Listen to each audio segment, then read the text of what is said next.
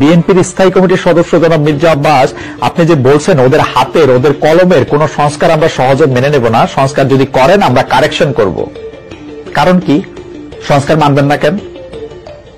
আপনারা যদি সংস্কার না মানবেন, আপনার একটা কথা মনে করাই দিই, আপনাদের আন্দোলনের মধ্যে কিন্তু শেখ হাসিনা রেজিমের পতন হয় নাই। আপনাদের স্টেক কতটা আছে সেটা ভাইবা কথা বলেন। খালেদ মহিউদ্দিন এই বিষয় নিয়ে কথা বলল।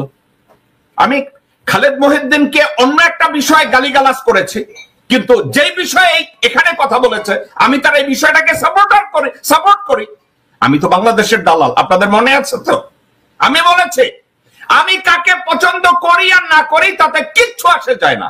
বাংলাদেশের পক্ষে যারা কথা বলবে আমি তার পক্ষে আছি। আমি বাংলাদেশের দালালি করি রে ভাই।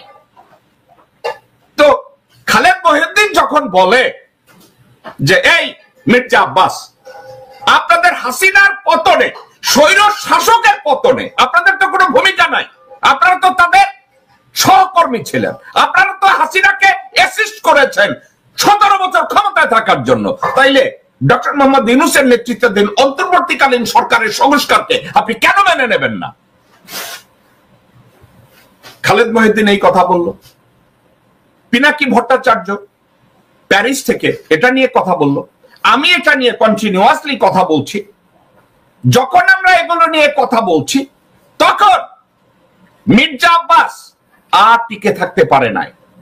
তখন সে প্রেস কনফারেন্সে এই কথা, আমি নাম নিচ্ছি না, তবে আপনি বুঝে নিয়েন, যিনি দরবেশের সালমান রহমানের টাকা খেয়ে মোটা হয়েছেন, স্বাস্থ্য ভালো করেছেন, চেহারা সুন্দর করেছেন, লম্বা লম্বা কথা বলেন বাইরে থেকে।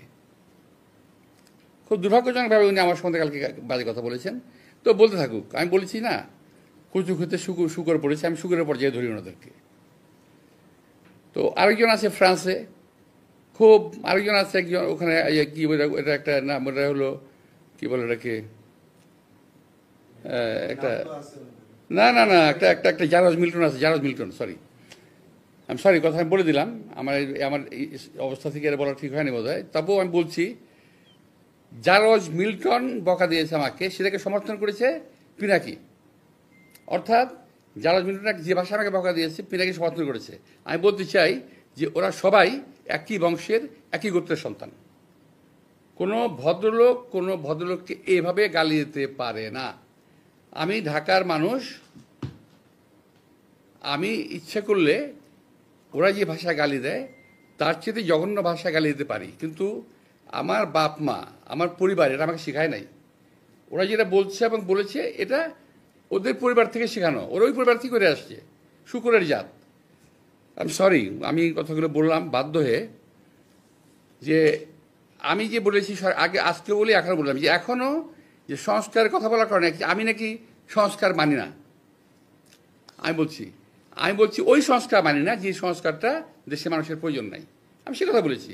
তারা যদি ভুল বুঝে এবং দরবেশের টাকা খেয়ে শরীর স্বাস্থ্য ভালো করে বিদেশে থেকে এই দেশের রাজনীতিবিদদের সম্বন্ধে কুৎসারণা করে, গালিগালাজ করে, এবং আমি আশ্চর্য হয়ে গেলাম, প্রথম গালিগালাজ শুরু করলো তারা আমাকে,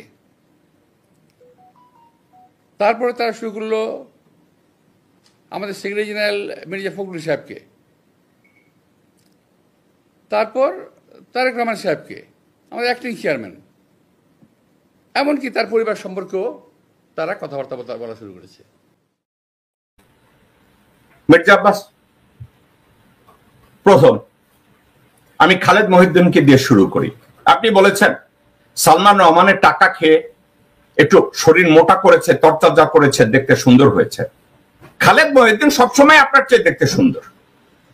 খালেদ মহিউদ্দিন যে মুহূর্তে যোগ্যতা অর্জন করে বিসিএস পরীক্ষা দিয়েছে এবং তারপরে লেখাপড়া করে যোগ্যতা ভিত্তিক বিচারে চাকরি পেয়েছিল, ম্যাজিস্ট্রেটের চাকরি, তো দেখতে তখন থেকেই ভালো ছিল।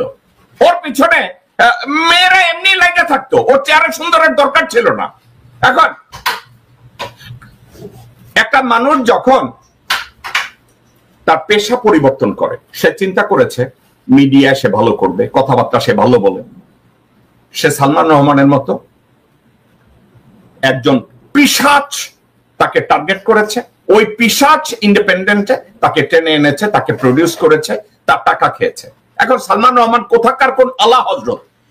সালমান রহমান হলো বাংলাদেশের সবচেয়ে বড় চোর, ব্যাংক ডাকাত, দর্শক, খানকির পোলা, শুয়োরের বাচ্চা।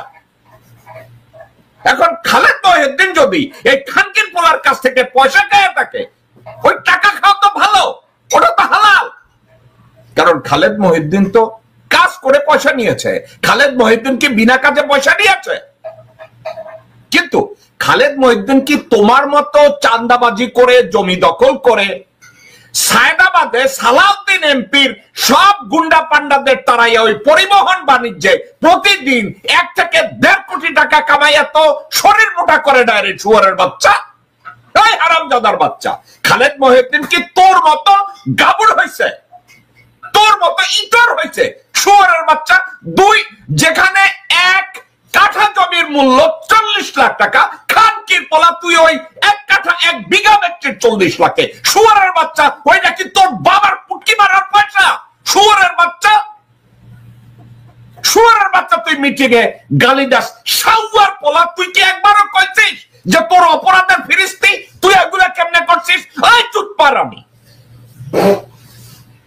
চুতপারানি, তুই একবারও রেসপন্ড করিস নাই। তুই কত জমি, রেলের জমি বিক্রি করছিস? তুই একবারও বলিস নাই পরিবহনে তুই কত টাকা দুর্নীতি করতেছিস? তুই একবারও বলিস নাই রেলওয়ে টেন্ডারবাজিতে খানকির পোলা তোর বউরে কতবার বিক্রি করছিস? তোর এখন খালেদ মহিউদ্দিনের চেহারা দেখে তোর হিংসা লাগে? হ্যাঁ শুয়ারের বাচ্চা, খালেদ মহিউদ্দিনরে বলবো বটলে ভরে তোর জন্য 1 বটল যেন পেশাব পাঠায় দেয়। শুয়ারের বাচ্চা, তুই খালেদ মহিউদ্দিনের মুখ খা।